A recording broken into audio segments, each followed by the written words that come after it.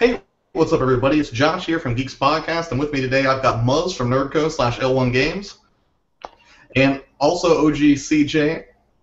And today we are exploring a debate between the two of them based on video game values and kind of how that relates to the overall economy of collecting. So right now what we're going to do is we're going to go ahead and let both of them give their opening statements, and then we're going to dive into the first 5 questions where they'll have 3 minutes to answer each one, with 2 minutes of rebuttal time after each. And then at the end of it, we'll be uploading it to all of our channels so you can check it out later on if you wish. So for starters, since you got the first question, OG CJ, Muzz, do you want to go ahead and give your opening statement? Yeah. Just this all stems from, I guess you would call it a debate on collectors and their effect on the video game market overall.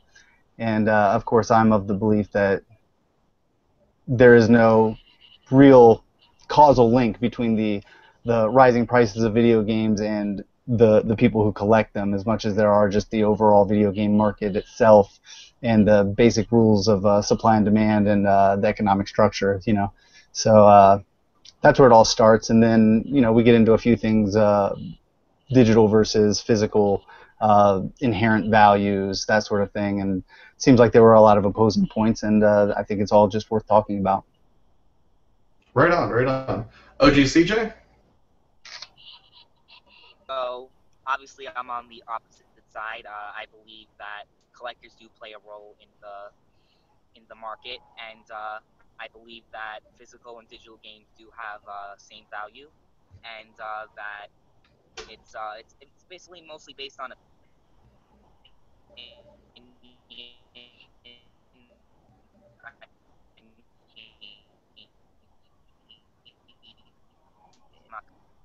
right. Sure thing. Give me 1 second. I'm going to adjust the bandwidth a little bit to see if I can make sure that we don't get any lag. Had a little trouble hearing you on that one, OG. All right, well, let's just go ahead and get right into it. OG CJ, you've got the first response, and you're going to have 3 minutes to answer this, okay? All right, can you just repeat the question, because I don't have access to it? You ready? Yeah. Oh, yeah. I'm gonna repeat it. I'm gonna say all of my last one to make sure you were ready. All right, great. Okay. First question is, what is your position on the value of physical games versus digital games?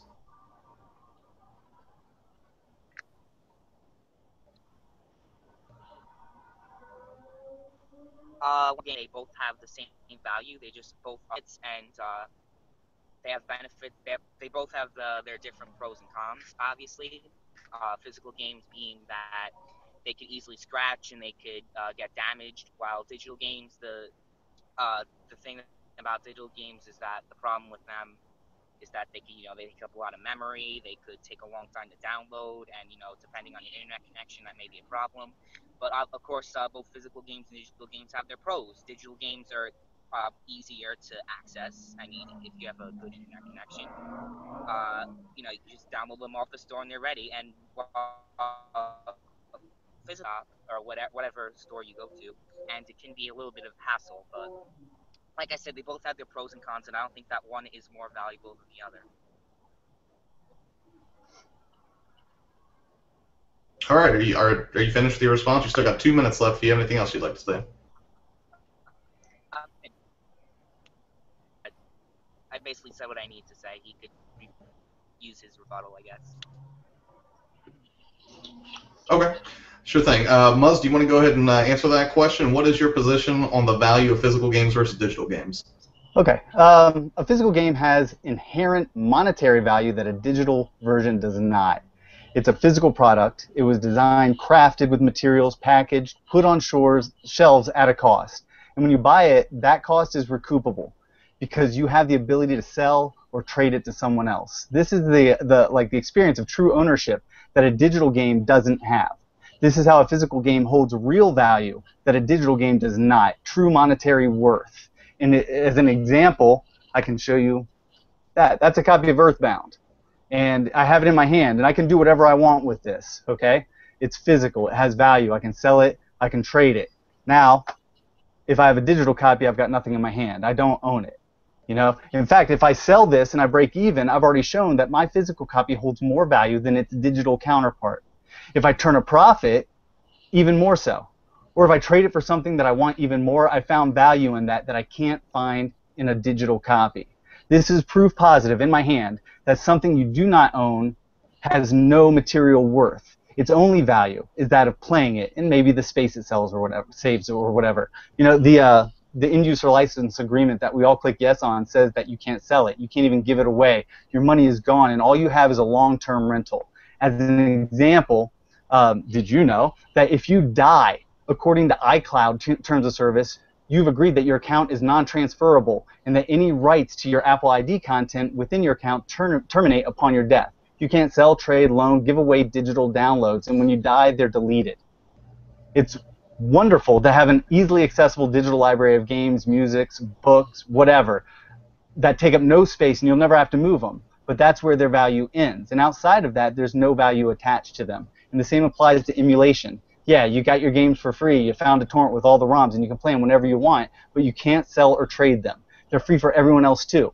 Outside of owning them and having a big digital library that you got for free, there's no material or monetary value in them. When you own a physical game, you truly own it. You can enjoy playing it. You have it in your library just as you can with the digital version, but you also have that value that the digital copy doesn't have, the value of true ownership and material monetary worth. And that's not even mentioning the value of something that holds a piece of history or as a rare collectible to invest in and preserve. That's the difference.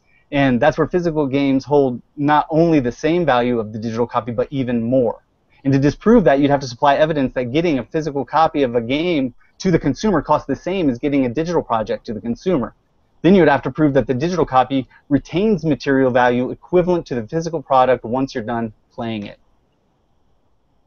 Alrighty. Now it's time for rebuttals. Muzz, side note, I don't appreciate you taking a shot at iCloud, but I'll get over it. It's fine. Well, you know, just an example. Right. OGCJ, all right, you want to go ahead and offer your rebuttal? Yeah, it was, like you don't truly own a digital game, and what really makes you say that you don't own a digital game? I mean, you're still playing the same thing.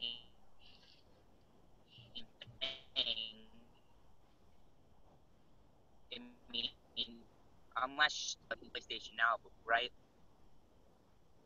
You know, however you want on how many hours you can play on it. As soon as you buy the game full price, you have access to it whenever you want. I mean, Steam's a good example of it. I mean, it's worked out. The digital market's worked out on PC gaming.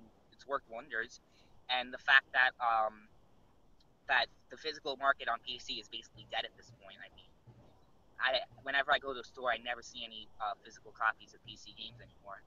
And I mean, it just goes to show you that, I mean, digital games do hold value, obviously, in the market. And I mean, personally, I think that that's why PC gaming is thriving right now, because of the easy accessibility that Steam offers.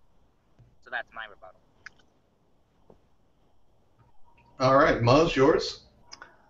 Okay, so in his first response to the question, he talked about, you know, damage and that it is easier to have a collection of digital games and save space, blah, blah, blah. But that doesn't negate the material value of the item itself. And I think that's the most important thing we're not considering here, nor does that preserve video game history in any way, shape, or form. Also, PlayStation Now, Steam, you do not own those games. They tell you that much in the EULA. This is a long-term rental. It is not true ownership. You don't have a game in your hand. You do not own it. You cannot sell it, trade it, loan it, give it away. This is not yours to give, but this physical copy is. And that's the difference between digital downloads and true ownership. Just because physical games are dead on PC, that's because publishers and developers killed physical games on PC because it is more profitable to sell games digitally, because you do cut out the middleman. But that, you know, that's a whole different, entirely different subject. I would never argue that. but the fact is that that doesn't give them any more value over a physical copy than already exists when you hold something and truly own it. And that's the biggest difference there. All right. Well, let's go ahead and move on to the next question then. The second question, you got the first one, OGCJ, so this one's going to go to Muzz first. And the question is, what impacts do you feel collectors have on the video game economy?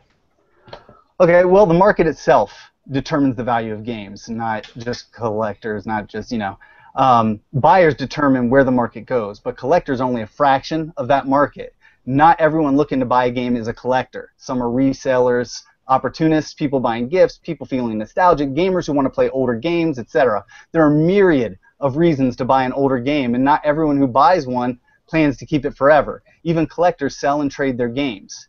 They're just part of the market as a whole. So the idea that collectors specifically drive up a price or dictate the value of games or the direction of the video game market as a whole is a little crazy. The collective market dictates the value of any game, and that value depends on what the consumer, whether a collector or not, is willing to pay. It's supply and demand, and it's really simple. Buyers drive the market, and buyers pay what they think a game is worth. There are those who blame collectors for driving up prices, but the indisputable fact is that a game has to be owned by someone at all times, whether they're collectors or not. In fact, the ones least likely to sell are the ones sitting uncared for in someone's closet or attic or basement in a box of memories. At least collectors often sell and trade games to get other games they'd like to own. They're part of the market, and part of the reason we see well-kept games go up for sale so frequently, and that's just part of the reason. The fact that prices go up is a simple matter of economics. People who buy collectible or rare games and resell them later want to get the most out of them. This means that if I, as a collector, buy Panzer Dragoon Saga at its current market value and then decide to sell it a year later, I need to mark it up to recoup what I put into it. And I can't sell it for the exact same price I bought it for, because after paying fees to eBay, Amazon, PayPal, I'd be taking a loss. So I have to mark it up. And I can justify that because the game is becoming older and it's rare and it's not as easy to find as something like a Madden 94. And if I can't make my money back, I may not want to sell it. Maybe in my mind, keeping it is better than accepting its current value. And in another year, I'll get what I wanted out of it. But this applies to everything or everyone who buys and sells their games, not just collectors. And this is why prices go up. The price of Panzer Dragoon Saga keeps going up even though we see them selling online all the time. If collectors drove up prices because they keep their games, why do we see them for sale so frequently? If collectors keeping them all to themselves, who's buying and selling this game over and over again? I'd think that a game, since its launch 16 years ago, that was only printed, 30,000 copies of, would have sold all the collectors by now. Every collector would have found one by now, and they wouldn't be selling it all. If these collectors kept them and never sold them, then their value would skyrocket because there'd be none available to the public. So how have collectors driven up price? By maintaining and caring for them before they put them back on the market, by accepting the market value that's set by every buyer in the world. That's not realistic. The market is a creature all its own, and no one part of the market drives it as a whole. All right. OGCJ, if you want to go ahead and take that now, what impacts do you feel collectors have on the video game economy? Yeah, I think that collectors have a huge impact on the video game market, especially because if you take a look at the retro games, if you go on, let's say, eBay or Amazon, which is the most common place that retro games are sold, you would see that the prices are high. And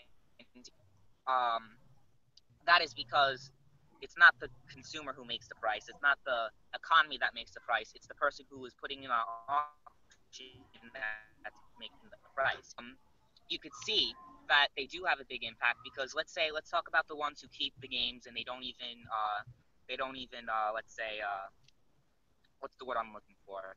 Yeah, they keep it unopened.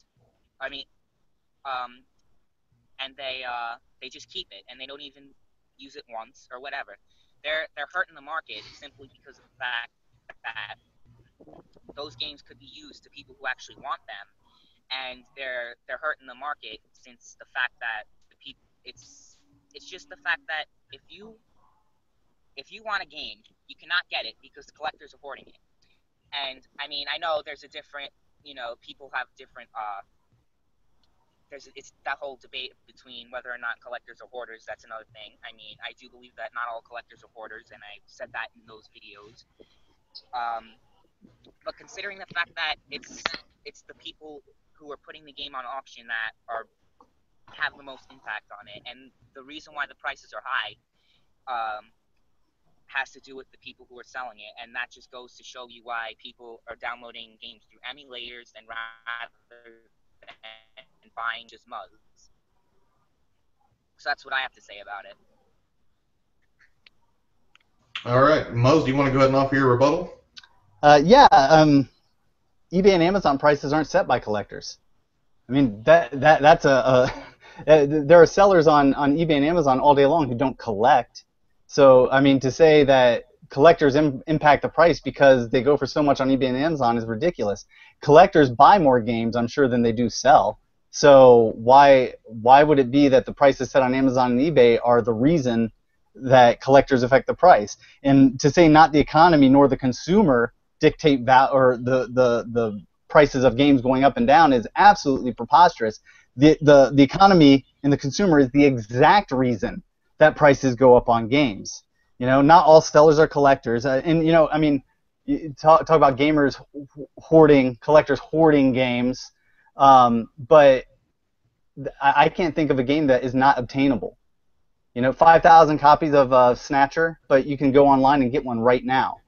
You know, it's not like collectors keep them out of circulation forever. As I said before, many collectors sell and trade their games constantly so they can get other games that they want to play or to own. And they may not want to own them forever. Not every gamer collector keeps their games forever, you know? And every game has to be owned at some point. It's not like whether I own it as a collector or you own it as a person who doesn't collect is going to make a difference because we still own it at that point.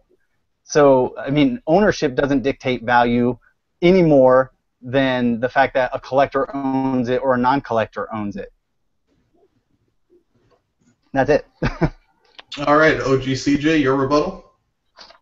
Yeah, so basically he was talking about how the collectors the collectors do not dictate the price. Well, in my opinion, the collectors do dictate the price of games simply because of the fact that they're the one who are putting them up on auction because they're the only ones who have them. And considering, yeah, okay, keep laughing, but considering the fact that Sorry. Let him finish. yeah, okay. all right, I lost my train of thought.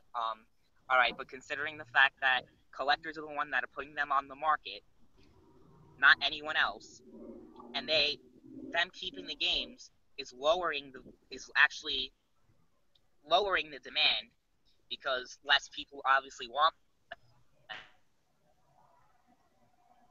It's just kind of like beating a dead horse at this point. I mean, I've said everything I needed to say.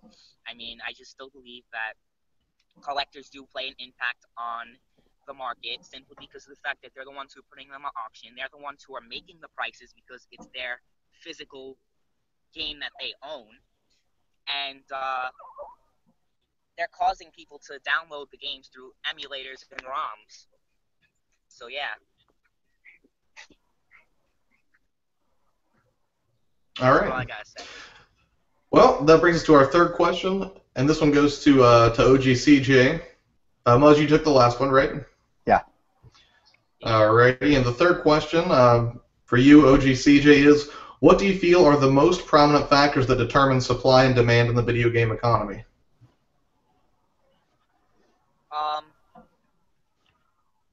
Well, I guess you could say that the consumers have obviously have the most say in what determines supply and demand because they're the ones who are purchasing the products. If they have the most demand, then they have if they have the most obviously the consumers have the most impact on the on supply and demand, considering that it's basically how they decide it. Because I mean, if you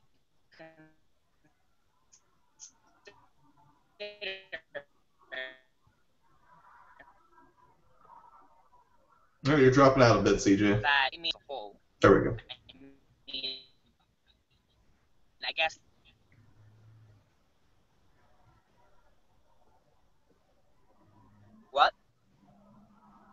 say something? No, go ahead. What? All right, hold on.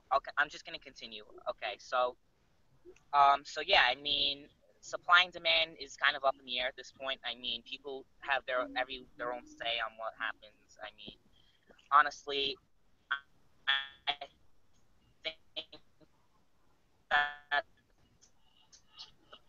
supply and demand nothing going out by making these prices extremely expensive for no reason.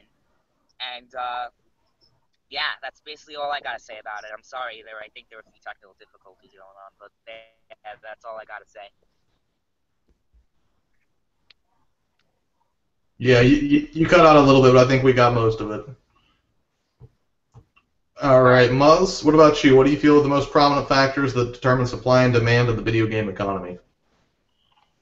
I would say production is the driving force when it comes to video games, followed by the demand for specific items. Example, the limited console launch of the PS2. When it was released in America, I believe there were only around 600,000 units available. It was a $300 system, and it was selling for thousands of dollars on the same day it was released. Case in point, those were not collectors selling them. So the question is why? Low production numbers combined with demand. They were the driving force, and they were driving the price up. As Sony produced more consoles, the supply standards were met, the price came back down. That's supply and demand at work. Price increases driven by the fact that Sony couldn't get enough consoles on store shelves to meet the demand. Demand, however, in this industry is odd. There are consoles and games out there that were not in demand at all, but because of their limited numbers, they have become very sought after collectibles later on.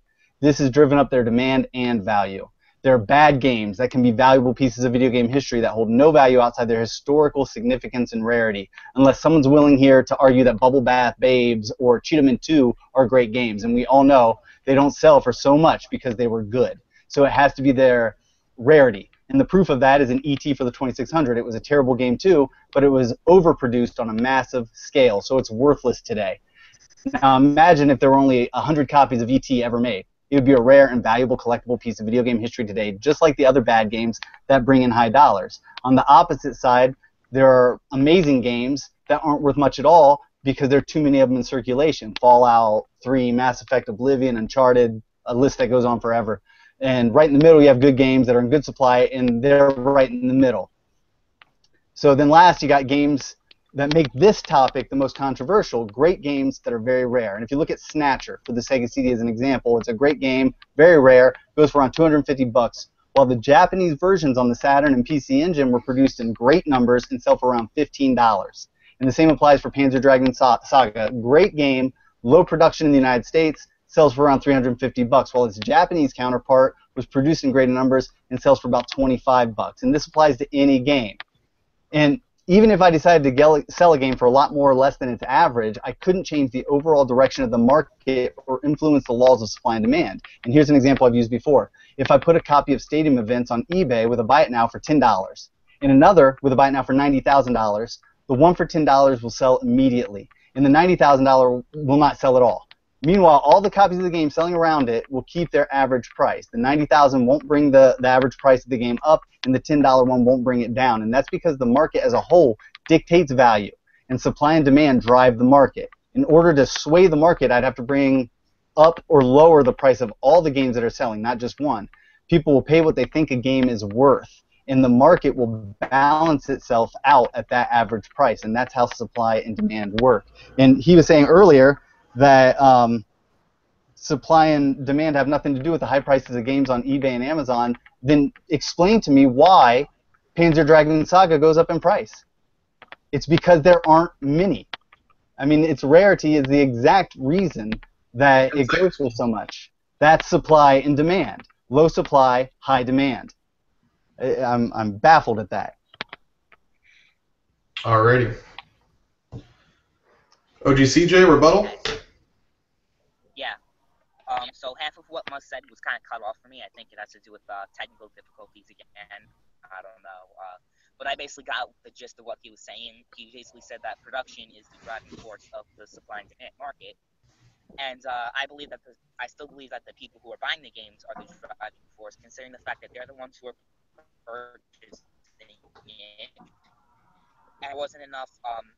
There wasn't okay. So basically, Muzz is basically talking about supply, and the demand is really more important, honestly, because if you think about it, if let's say there was a game that came out, there was a lot of copies, and no one bought it. ET for the 2600 was a good example of that. Obviously, the consumer had played a great role on that because they're the ones who decided this game is bad, I don't want it. And this goes for a lot of them. Really, that consumers are really the driving force of the supply and demand marketing production. While they do play a role, I still think that consumers. So yeah, that's my rebuttal. All right, Muzz, yours?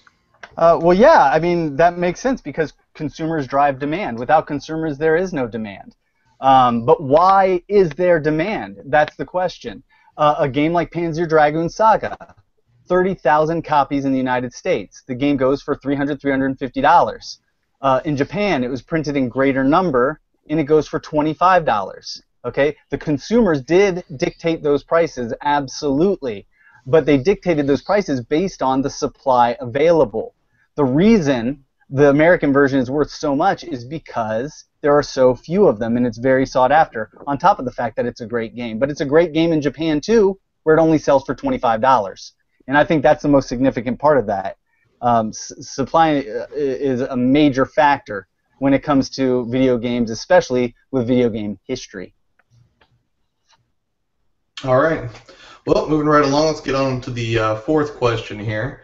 And that's going to go back to OGCJ. OGCJ, what factors do you feel have contributed to the increase in video game piracy over time?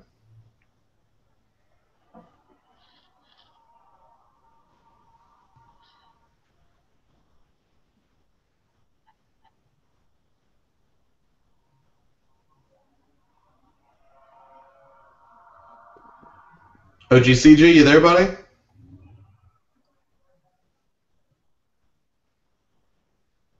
Whoa. Let me have a little bit of a difficulty here. Hold on.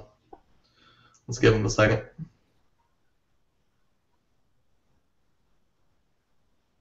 Uh-oh. Looks like he dropped out. Give me 1 second. I'll see if I can get him back in here. Hello, hello. Oh, hello. We can hear you. All right. I don't know why I disconnected. It says that I have a pretty good connection, but I'm just going to continue what I was saying. Yeah, sure. Were you already responding to my question? Yeah. I started. I couldn't hear any of that. He needs to start over. Yeah, start over for us, OGCJ. We'll reset the clock.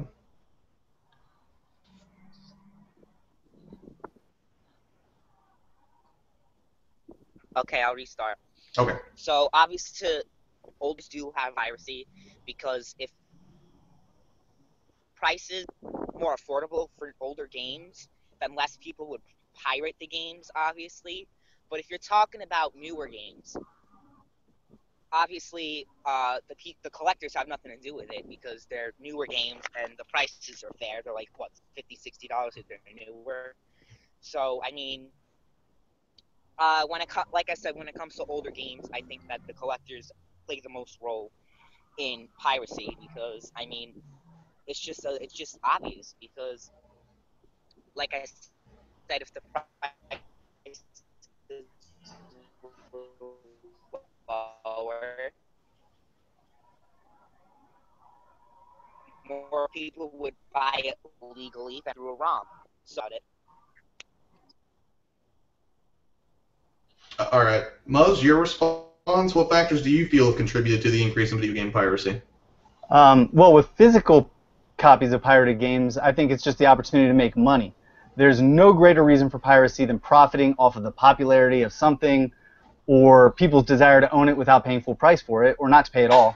And this applies to any industry, not just games. With games, those who do the pirating see a way to turn a profit by selling the games cheaper, and in most cases to those who are either willing to buy a pirated game or to those they would victimize. There's no specific type of person who pirates, and no specific person becomes a victim of piracy. Although it can be said in many cases collectors prefer original games over pirated games because they hold more significant amounts of historical value. So bootleg is a great disappointment if you didn't know you were going to get it and you got, you know, victimized by a pirate. And because it's easier and less expensive now to pirate older games than it's ever been, piracy is something we'll have to look out for and that anyone can be a victim of. In terms of emulation, some people use emulators to try games before they buy them or to gain knowledge of the games, but we know that most do it because it's an easy way to do it and they want to play games for free. Again, lots of people want something for nothing. And in the end, emulation, when you don't own the original, is piracy. So anyone who does it can't really complain about the ethics of pirating games since they are contributors. No matter what the reason, using emulators and downloading ROMs is piracy.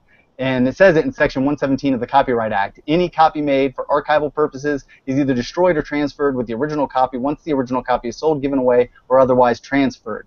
And of course, no one does that. They download emulators and ROMs to play games that they don't have all the time. And I'm not going to say I've never used emulation, but I will say that I know it's piracy, and I don't try to make it out to be something it's not or make excuses about doing it because buying the originals is just too expensive because of supply and demand. The funny thing to me is that the same people who say they do it because buying the originals is too expensive have, like, normally full ROM sets of Nintendo, Super Nintendo, Genesis, and all those other consoles. And they include even the inexpensive games. It's not like they have an emulator with just Earthbound on it. I also want to point out that I'm not hating on emulation. I'm just hating on hypocrites. I think emulation is a great way to archive games, but it's not the original any more than a digital copy of Dune you got when you downloaded an EPUB torrent for your book or your Nook or your iPhone is a first printing of the original hardback. There are significant differences in the material worth and historical value. It's just a matter of ease and an unwillingness to pay for something. And lastly, with an emulator, it doesn't always play like the original, and aside from offering the experience of seeing what the game was like, it does nothing to preserve the historical value of an original physical copy of the game itself, which is why the physical games maintain that value, and of course, pirated games are worthless. It's just an image of the original. It's nothing more. But those who pirate care more about the ease of piracy and the money they save than owning the originals. And that's fine, you know? I don't think that's a problem as long as they recognize that. And I'll stop there. All right. OGCJ, your rebuttal? Yeah, so the main thing that that Muzz said that really stood out to me is that most of the people who are downloading through emulators, you know, like Super Nintendo emulators, like the older systems, are people who are not willing to pay for those games. Yeah. Now, from my personal experience, that's not the case because I do own retro consoles. I do own retro games. Not all of my games are pirated, but when it comes to games that are, you know, hundreds of dollars, thousands of dollars on eBay, Amazon, it's because of the fact that I'm not going to pay that much money for one game. It's just not going to happen. So, of course, I'm going to download it through an emulator because that's the only way I'm going to be able to play the game.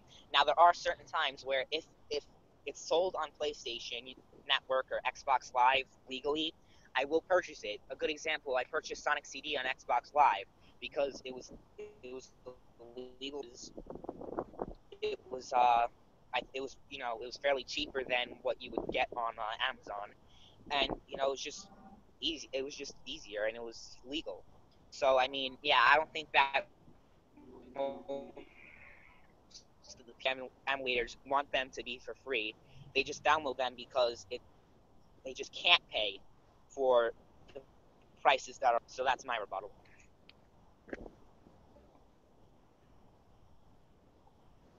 And Muzz, your rebuttal? Well, that sounds to me like just the justification of piracy. And like I said, I don't mind emulation. I don't think it's bad. I don't think you're really taking out anyone's pocket when you download Earthbound and play it on an emulator. But I mean, let's call an apple. It's piracy, and you know it's free. And if you have a choice of something free, and you could pay $10 for it on Virtual Console or whatever, or you could pay $200 for a cartridge only in real life, you know, depending on what you find to be the value in the game, you'll determine what you want to pay for it. And some people are perfectly willing to pay that $200. Just because $200 is expensive to you doesn't mean that it's too much to pay. And you say you own physical games but do not pay for the originals. Well, that's fine. It's fine if you don't care about the preservation of old school games or the history of video gaming. That's fine. I never said anyone had to. I'm saying there is a reason to own the originals, and there's a reason they hold the value that they do. And again, it goes right back to rare games are more expensive. And you know, I do think it's funny, and I mean, I'd like to hear OJCJ's answer on this one. Okay, you have ROMs, you have emulators. Do you have any ROMs and emulators to play games that don't go for more than $10? Because I would say most people, the vast majority of people who have emulators do. I do. I have some emulators. I use them generally to test out games that I want to try or games I haven't had the opportunity to try yet. My thing is that I do intend to own them. And I don't think that if a game is rare, a price is too high for it. You know, it might be too high for me, but it's not too high for the game. And, you know... 10 seconds, Muzz. Then we'll cut it off right there. Okay. All right, now we're down to our last question, which I think, Muzz, you'll be kicking this one off, correct? Or no, OGCJ. Right, because we started with him. So this is the fifth and final question. You still with us, OGCJ? Can't talk, sorry.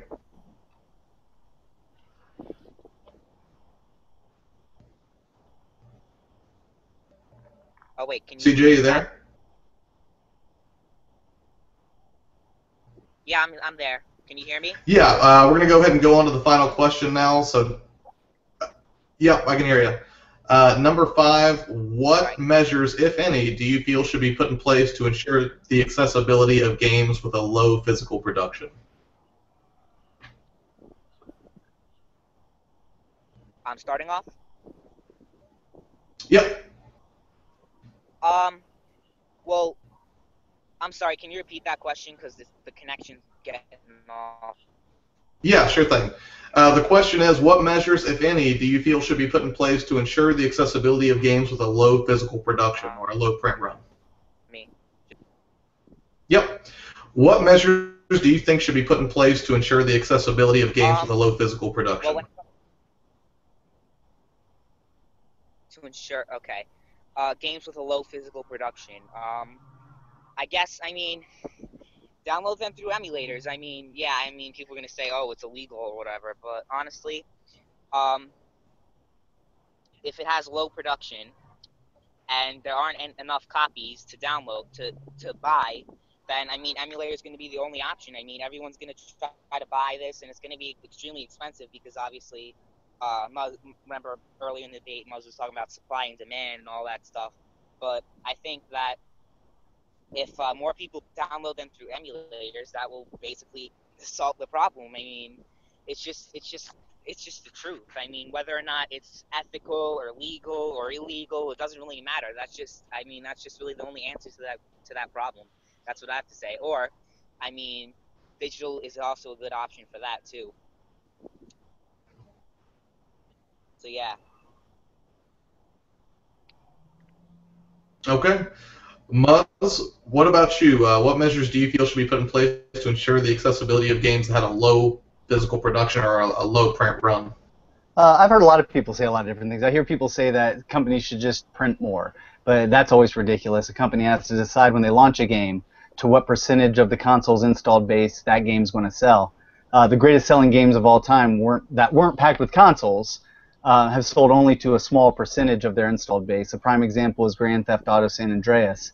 Rockstar says they sold 27.5 million units, and it's the greatest selling PS2 game of all time. So this tells us that in the end, the greatest selling PS2 game of all time sold to only 17.74% of the console's total installed base. And that's a success story on a grand scale. Most games will never reach numbers like that. And if companies tried to print numbers like that, they'd all take millions of dollars in losses, they'd go bankrupt. So printing more is not the answer. Not that OJCJ said that, but that's just a point I'd like to make. They print what they can, and they print what they think will sell. And if they sell well, they determine whether they want to do a reprint and turn a profit off that. This is a business, plain and simple. So some games end up being rare, and there's nothing that can be done about that. That makes the physical copies more accessible to the public, at least. The measures that we need are already in place. And it's just like he said, I agree, emulation is a good way to archive. Right now we have consoles also re-releasing classic games on their digital marketplaces, and there are HD collections being released for new consoles like the Hitman Trilogy or Devil May Cry collection. So if there's a game with a low production run that's unobtainable, you can download it from your favorite source of digital distribution, like OGCJ does. You can download ROMs and emulators like OGCJ does, and like millions of others do who support emulation. You can own it for free. And you never have to pay the high price for the rare originals. There are also companies that do reproductions for those who want physical games but don't want to pay the premium for the originals. So all these games are protected and easily obtainable. They'll exist forever, and with few exceptions, no one has to pay a fortune to get a game that they want to play. And the physical versions of these games, if they ever vanish completely, those digital copies will always exist. However, thanks to collectors and thanks to those who care about preserving the history of video games in their original physical state, we never have to worry about that because we know they're being taken care of. Every base is covered that way. And I think without collectors, that would be something we wouldn't have to look forward to. We do need people to archive, to care for, and to redistribute video games. It's not like I'm going to own every video game I have forever. Someday they'll all end up back out on the market, and they'll all be there in pristine condition because I took care of them. So I think that's really important. And the measures to protect those games with low production runs have already been put in place, and we don't need to worry about anything new. These companies will continue to make these reprints and re-releases and reboots. So yeah, there you go. All right, CJ, do you have a rebuttal to that? Not really. I actually agree with most of what he has to say for the first time ever. I mean, I basically some of what I said. And I agree with what he has to say. I mean, there you go. I mean, that's all I gotta say. I mean, I don't really have much of a rebuttal to him. Okay. Well, Muzz, do you have a rebuttal? A rebuttal to his non-rebuttal? Yeah, I don't even know how that works. This is why I don't do debates. Yeah. Well, I mean, that happens, and you know, it's good. It shows that not everyone is totally at odds. Right. Yeah, I mean, I'm glad to hear that, actually. So I will not. This is have so a rebuttal on that beautiful. one. We're just bringing people together. This is a great thing. All right. Well, those were the 5 questions we had. I'll go ahead and recap those real quick in case anybody's curious or wants to go back and just kind of skip certain chunks of the video after this is published and no longer live. First, we start off with what was their position on the value of physical games versus digital. Second, we looked at what impacts do they feel collectors have on the game economy.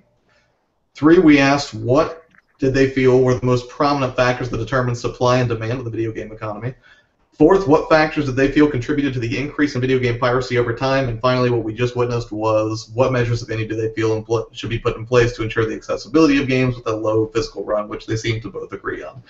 So that is the end of our debate. Pretty much what's going to happen from this point on is we're going to have a few people watch to score the debate after we identify judges that are impartial and not, part of the L1 Games camp or not part of the OGCJ camp, since they were very much in disagreement if you've been following the videos leading up to this event. But yeah, I think that about wraps it up. Do either of you have anything else you'd like to say before we sign off here? Said it all. All right. Well, thank you guys both so much for taking the time to come out here and be on this. I hope you enjoyed it, and I hope we can do it again sometime. Yep. All right. All right. Thanks so much for watching. Don't forget to subscribe to Geeks Podcast, OGCJ, and NerdCo/L1 Games YouTube channels. We should have that information available here. But again, thanks so much for watching. Have a good one, and we'll see you next time. All right. Later.